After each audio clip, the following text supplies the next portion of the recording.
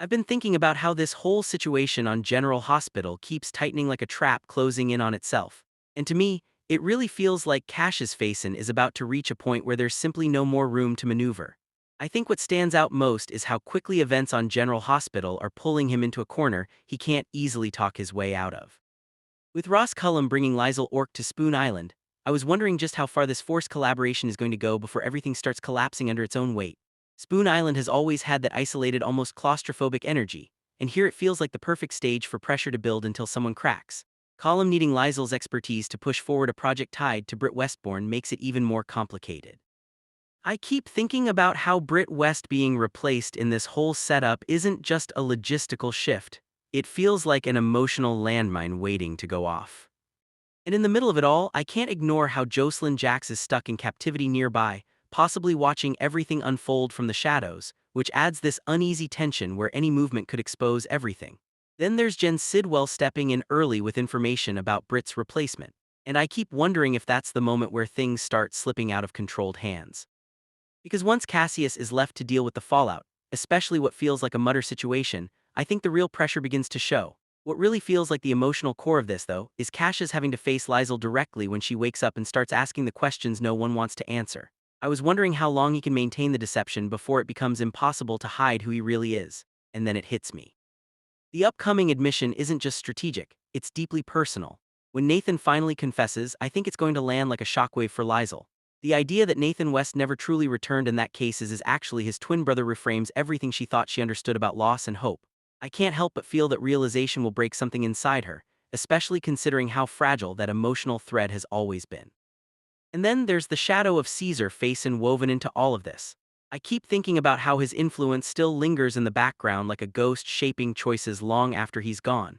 If Cassius explains that this hidden existence was part of Faison's design, it only deepens the sense that Liesel has been pulled into a nightmare constructed long before she even realized it.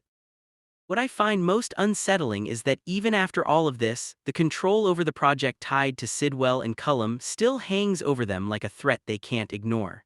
I was wondering if Lissel will ever truly cooperate again once she understands the full truth, or if she'll resist no matter the consequences. And through all of this tension, I keep circling back to the idea that Cases isn't just exposing secrets, he's exposing himself. And once that truth is out, there may be no way to reverse what it does to everyone involved. I think what stands out to me in this stretch of events is how everything in Port Charles feels like it's tightening at once. Legal pressure, medical ambition, identity shocks, and underneath it all, secrets that refuse to stay buried. It almost feels like everyone is one wrong turn away from everything collapsing together.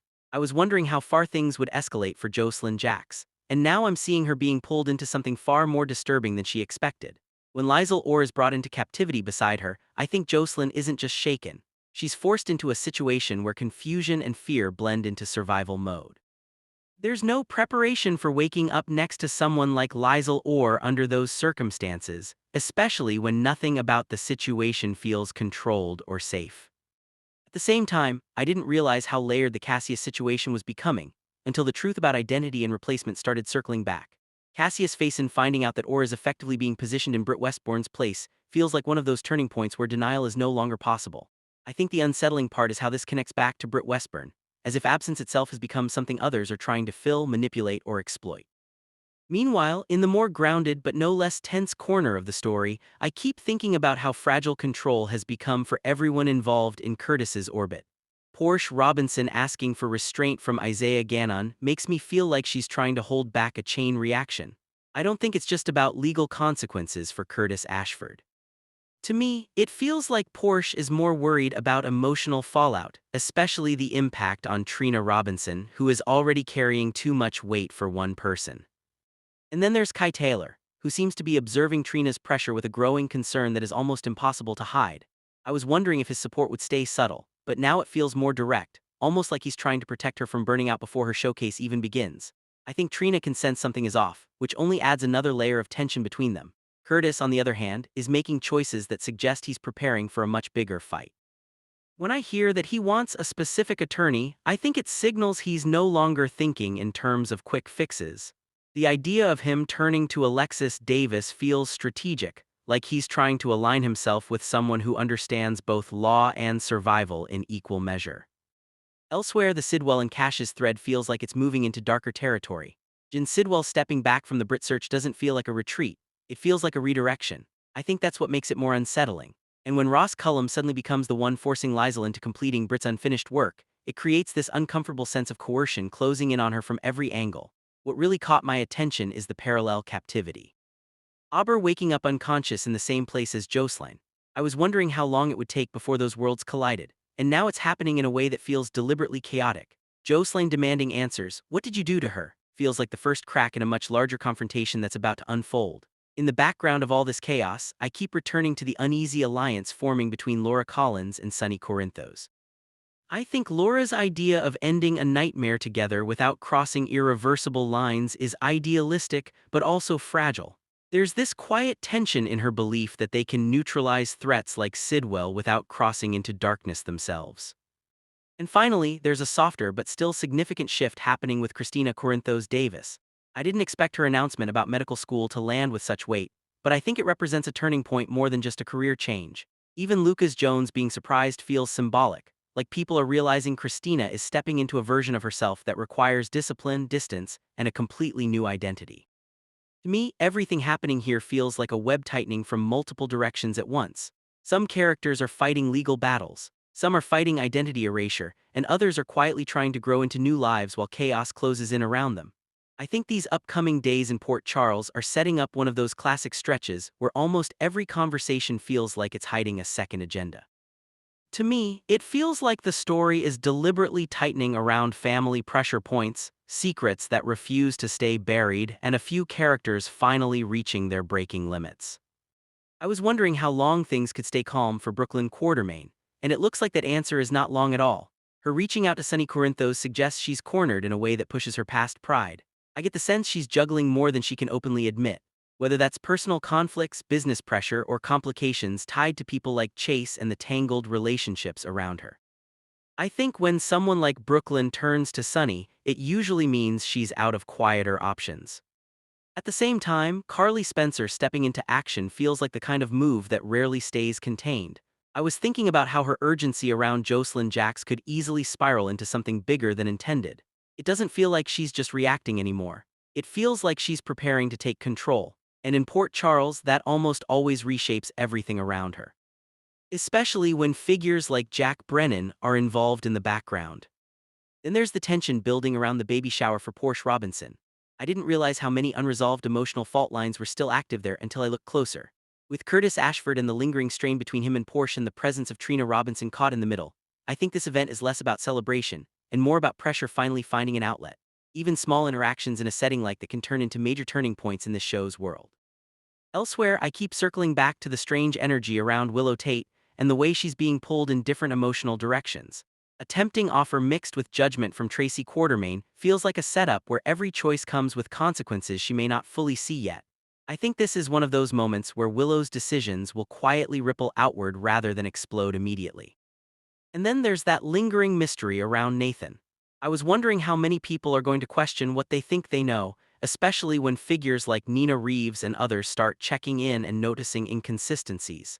It gives me the impression that identity, trust, and denial are about to collide in a way that forces uncomfortable truths into the open. Even smaller threads like Dante Falconer receiving difficult news or Ava Jerome carrying a quiet guilt or Valentine Cassadine warning Carly feel like pieces of a larger emotional domino line.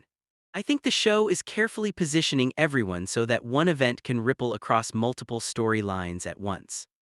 And finally, I keep coming back to the idea that even a single arrest involving Chase could shift alliances in unexpected ways. I was thinking it might not just be about who gets arrested, but what that moment reveals about everyone watching it happen. To me, it feels like this stretch isn't just about shocks or reveals. It's about pressure building quietly under familiar faces until the smallest spark changes everything. Friday, June 5th, 2026 feels like one of those days in Port Charles where every conversation is doing double duty. Half truth, half strategy, and nobody is fully in control of where it all lands. Coming off the last beat where Pascal turned on Sidwell and Chase had to defend himself in front of Tracy, I think there's already this sense that alliances are shifting faster than anyone can track. To me, it feels like the ground is still shaking under everyone's feet. At Na's place, I was watching what looked like an almost absurd domestic scene. Na and Willow trying to exorcise Drew. But everything changes when Auber storms in like a force of nature. She immediately demands answers about Britt, convinced she's gone on the run and reached out for help. Nan and Willow deny it, but Orr isn't really there to be reassured. She zeroes in on Drew, even joking darkly that they should put sunglasses on him because he's blinking like he's sending SOS signals. I didn't realize how tense it all felt until Willow insists she's misreading everything and Orc just calmly dismantles that idea. She points out there are barely any stroke symptoms and the timing feels too convenient to her. It's not about belief, it's about suspicion. What struck me most is that Orc doesn't even fully accuse them of anything. She just warns them. If they are scheming, they should at least be better at it. But underneath that, I think she's genuinely worried. Britt is missing, and Huntington's is hanging over everything like a countdown no one wants to acknowledge. After Willow leaves, Nenna and Orr shift into something more strategic. Now wonders how to keep Willow focused on her current life instead of circling back to old emotional entanglements. That's when Willow reveals she's planning to hire Chase, and suddenly the whole dynamic tightens again. Auber, in her blunt way, reminds Na that Willow is unpredictable. She calls her a viper, someone who can turn when least expected. If Willow wants Chase, she may very well maneuver to get him. Meanwhile, Brooklyn Quartermain and Chase meet with Alexis, and this storyline feels like a rare moment of hope. Alexis explains she's located Foe's father. At first, it sounds like everything is about to fall apart for their adoption plans, but instead, there's a twist. The father is willing to let them adopt the child because he knows he can't be the parent she needs. There's relief there, but it's complicated. The condition is a closed adoption. No identity, no future contact, no tracing back. I think that's where the emotional weight really lands. Brooklyn hesitates, especially after everything with Gio still lingering in her memory, but the decision is ultimately made. They agree. Then Willow arrives with paperwork from social services, genuinely happy for Chase, and for a moment everything looks almost too smooth. Alexis has delivered what feels like a miracle resolution. But Brooklyn suddenly bolts, claiming she has something to handle at deception. And I can't help but feel like that exit is carrying more emotion than she's admitting. On another front, Ethan tracks down Ava Jerome and the energy between them is immediately defensive. Ava assumes he's there on behalf of someone more powerful, but he surprises her by apologizing. There's a strange softness in his approach, even when he compliments her, and she doesn't let her guard down for a second. To her, Foe's parentage is a permanent complication. Ethan reveals he's requesting a closed adoption, insisting he doesn't want the Quartermains entangled in this. Ava doesn't buy the innocence of it for a moment. To her, everything feels like a setup waiting to explode later. I think she's less interested in his explanation and more focused on what leverage she can extract from it. Lucy walks in and instantly reads the tension in the room, making everything sharper just by her presence. Ava agrees to stay silent, but only if it benefits her. Nothing in her world comes without a return. Elsewhere, Brooklyn arrives and is flooded with memories of every confrontation she's ever had with Chase about Willow. I think that's the real emotional undercurrent of this episode. Even when agreements are made and futures are decided on paper, the past is still sitting in the room uninvited and unresolved. I think the episode plays out like a tightly interwoven chain of power moves, emotional pressure, and people quietly trying to stay one step ahead of each other while everything is already slipping out of control. To me, the first thing that stands out is the tension between BLQ and Lucy. I was wondering how far BLQ is willing to go because she arrives desperate, convinced that Willow is trying to take her husband. Lucy, instead of calming things in a traditional sense, leans into her usual dramatic confidence. She frames herself almost like a veteran of emotional warfare, insisting she understands the world of adultery better than anyone and positioning BLQ as someone she can train through it. I didn't realize how much of this conversation is less about solutions and more about Lucy reinforcing control through confidence and manipulation of perception. Meanwhile, the Sidwell storyline shifts into something colder and more calculated. Cullum walks in on him, fixated on a photo of Marco, and I think it's clear Sidwell isn't just operating professionally anymore. He's emotionally invested in something deeply personal, specifically revenge tied to his son's death. Cullum, on the other hand, feels purely strategic. He pushes the agenda forward, insisting they cannot lose focus on their larger project, even as Sidwell is spiraling into vengeance. I was wondering if this imbalance between them is exactly what will eventually cause their plans to fracture. There's also the rising issue of Britt's absence. Cullen doesn't treat it as a loss so much as a logistical problem that needs a replacement. To him, the operation just needs continuity, someone to step in and keep things moving, which makes the whole situation feel even more unsettlingly replaceable and disposable. On the other side of the story, Lucas returns with the envelope of photos for Sunny and Laura. For a moment, there's relief. Laura even believes it might finally be over. I think that hope is deliberately fragile. Lucas immediately undercuts it by warning them that this is not finished. Sunny wants Sidwell stopped through force, while Laura insists on legality, but the reality is they're both reacting to a system that hasn't protected them so far. Lucas's idea stands out to me as the most tactical. Rather than confronting Sidwell directly, they may need to provoke him, push him into exposing himself, and use that moment to bring in law enforcement. The safe becomes a possible key piece in that strategy. And just when there seems to be a brief pause in tension, everything tightens again. Lucas returns alone, breaking into the safe, only to find Sidwell already there when he closes it. That single moment flips the entire power balance back into uncertainty. At the same time, Liesel's car scene cuts through the calm when Cullum suddenly appears and grabs her from behind, reminding me that no one in this world is ever truly safe, even in moments that seem quiet. I think there's an interesting shift happening around Steve Burton and his wife Michelle Lundstrom that goes beyond the usual celebrity update.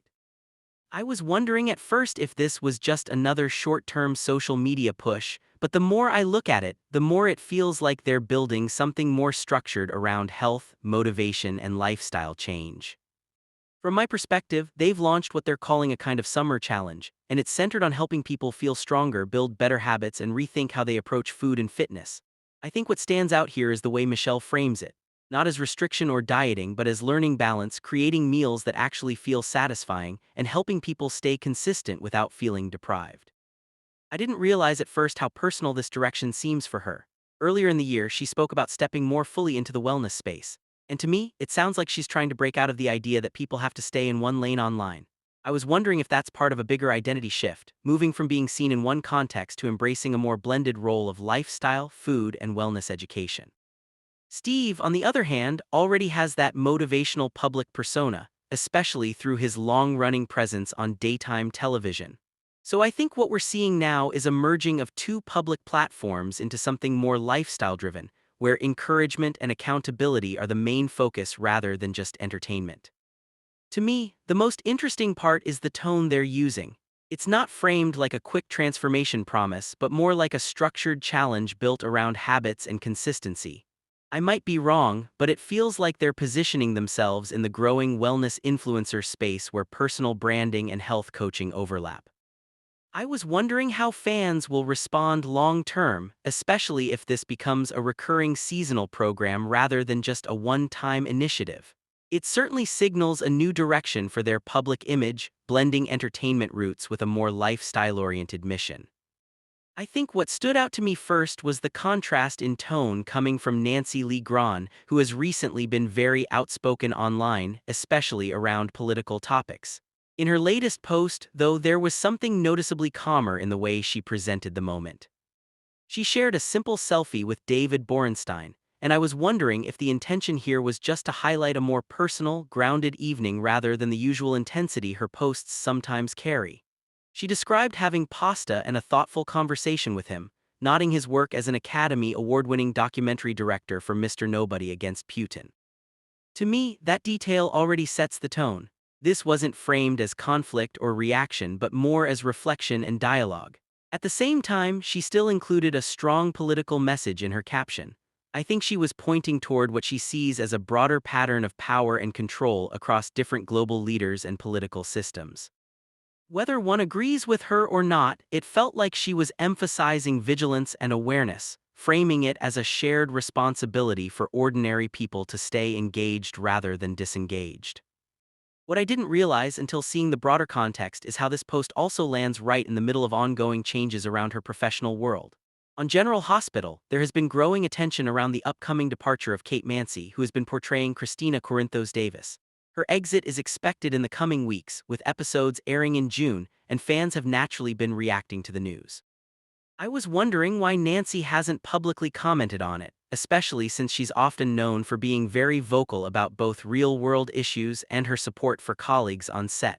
Maybe I'm wrong, but it could simply be that she's choosing to keep this particular moment more private or waiting for the right time to speak. For now, the show continues its regular run on ABC, airing weekdays as storylines on-screen and conversations off-screen continue to evolve in parallel. I think there's something almost surreal about the way real life sometimes starts mirroring the very stories we watch on screen. When I look at what happened with Gary James Fuller, I was honestly struck by how closely it echoed the world of General Hospital itself. I didn't realize at first how serious it had got. From what I gathered, Fuller recently opened up on social media about a frightening accident involving a minibike ride that went very wrong. I was wondering how quickly something like a casual ride can spiral into a full-blown emergency. But in his case, it really did, ending in a trip to the trauma center, multiple surgeries, and nearly a week in the hospital. To me, what stands out isn't just the severity of the situation, but the way he described it with such honesty and even a bit of humor. I think he mentioned he pulled a James, almost as if life had momentarily pushed him into one of those reckless, high-risk storylines that the character James on General Hospital is known for.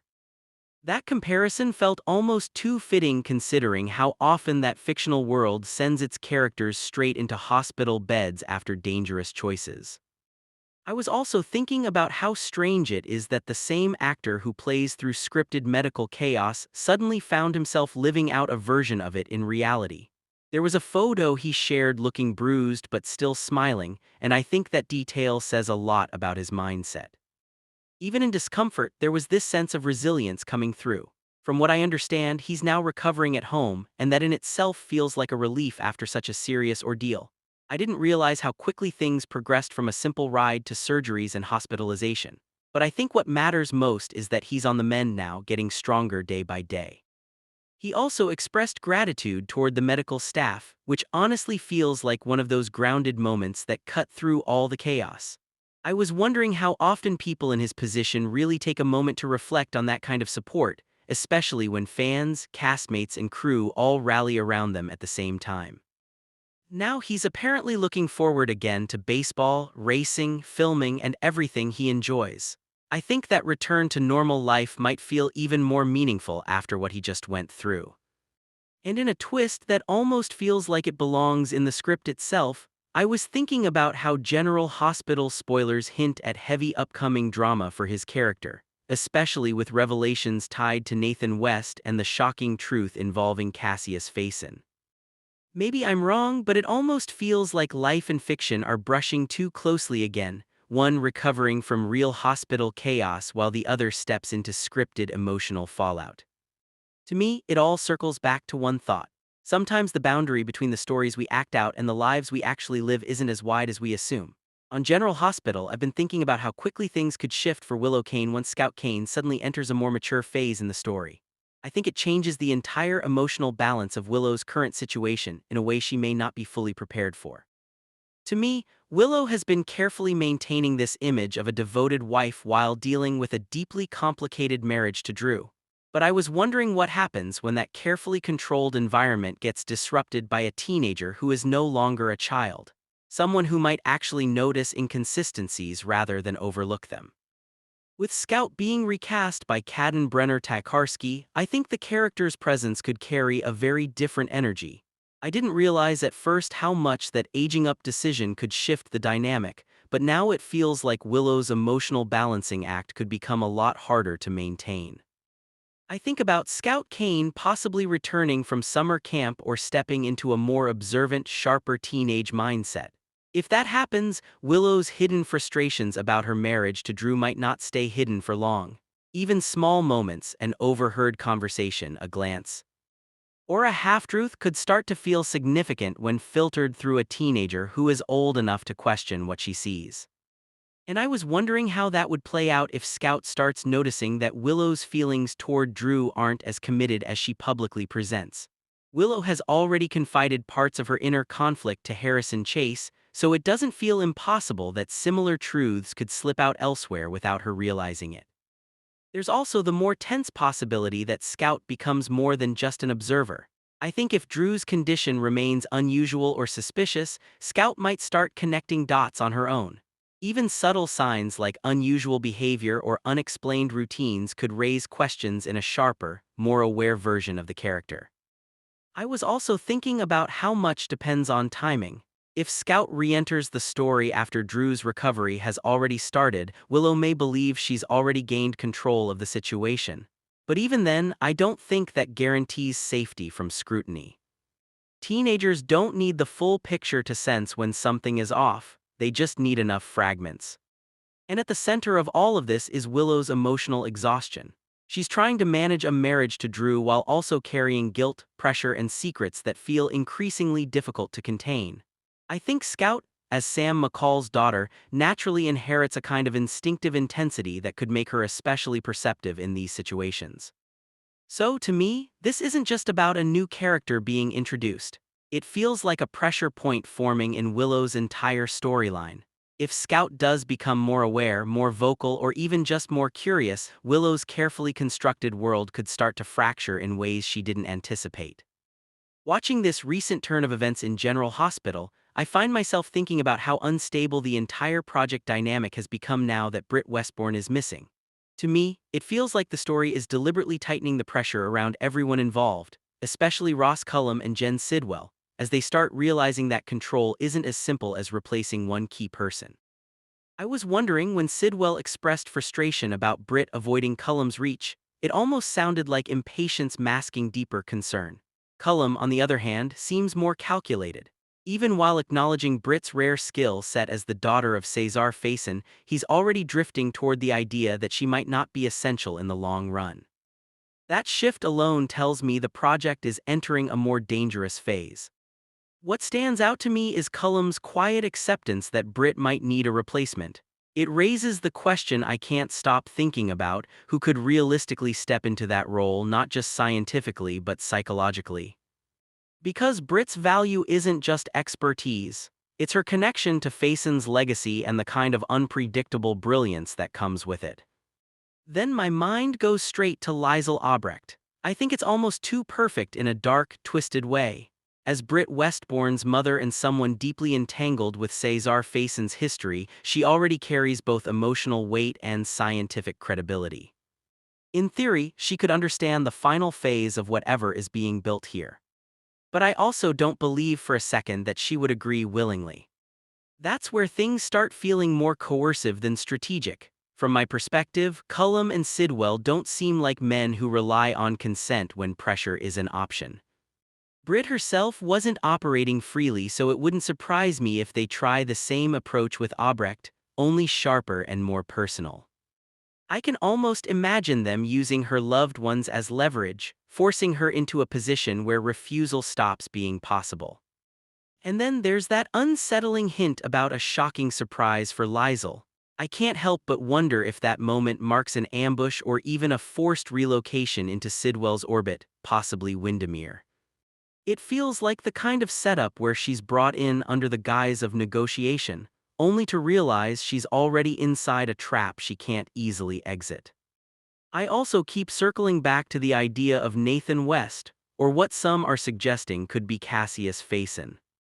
If that identity is being used as a control mechanism, then Obrecht's situation becomes even more psychologically layered. I think she would immediately sense something is off. But whether she can act on that suspicion is another question entirely. To me, the most dangerous part of this storyline isn't just the replacement of Britt Westbourne. It's the possibility that Cullum and Sidwell are building something where every choice is engineered. And if Liesl Obrecht is truly being positioned as the next piece, then I think we're looking at a situation where control, identity, and legacy all start to blur in ways that won't be easy to undo. I think what's been unfolding with Michael Corinthos lately isn't just a simple custody strategy anymore. It feels like it's evolving into something far more calculated, and maybe even a little dangerous in its own way. From my perspective, Michael has been trying to engineer a situation where Willow Tate and Harrison Chase end up looking like they're having an affair. I think the logic behind it is pretty clear.